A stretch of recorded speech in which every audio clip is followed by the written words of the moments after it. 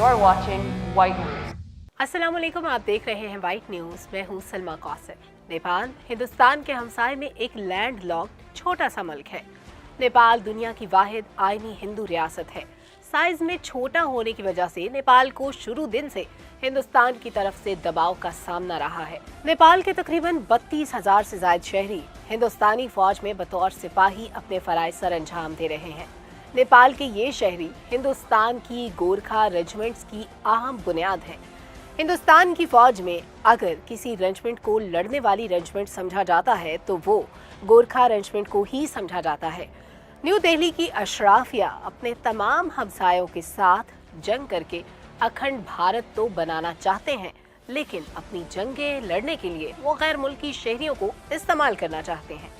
ये बात समझी जा सकती है कि लैंड लॉक्ड होने की वजह से नेपाल न्यू दिल्ली के हाथों माशी तौर पर ब्लैकमेल होता है।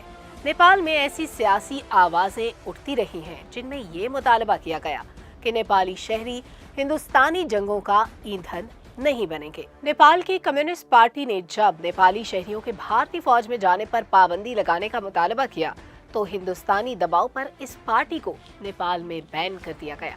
न्यू दिल्ली सरकार को समझना होगा कि आप किराए की फौज के साथ हमसायों पर धौंस नहीं जमा सकते। एक तरफ हिंदुस्तान नेपाली शहरियों को अपनी जंग का ईंधन बनाना चाहता है, मगर नेपालियों को इज्जत देने से कतराता भी है। हिंदुस्तान के सरकारी इदारे ऑल इंडिया विमेन कॉन्फ्रेंस ने नगमों के एक मुकाबले में नेपाली जबान में गाए जाने वाले एक नगमे को ये कहकर मुस्तरद कर दिया कि नेपाली हिंदुस्तानी जबान नहीं है। सवाल ये है कि जब जान देने की बारी आए तो नेपाली शहरी, और जब इज्जत देने की बात हो तो नेपाली जबान का नगमा भी कबूल नहीं है। गोरखा जो अपनी ताकत और सख्त मौसम में लड़ने वाली फौज समझी जाती है, भारत इससे अपना एक मजबूत फौज का तासुर देता है, जबकि 1.25 अरब आबादी में भारत के लिए कोई ऐसा लड़ने वाला नहीं है। भारत के मुश्किल तरीन शमाल मशरकी महाज पर भी गोरखा फौज इस्तेमाल होती है। ये कैसा खुला तजाद है कि एक छोटे मुल्क को ब्लैकमेल करके उसके शहरियों को फौज में भर्ती किया जाए और उनसे बेगानी लड़ाइयां लड़वाई जाएं।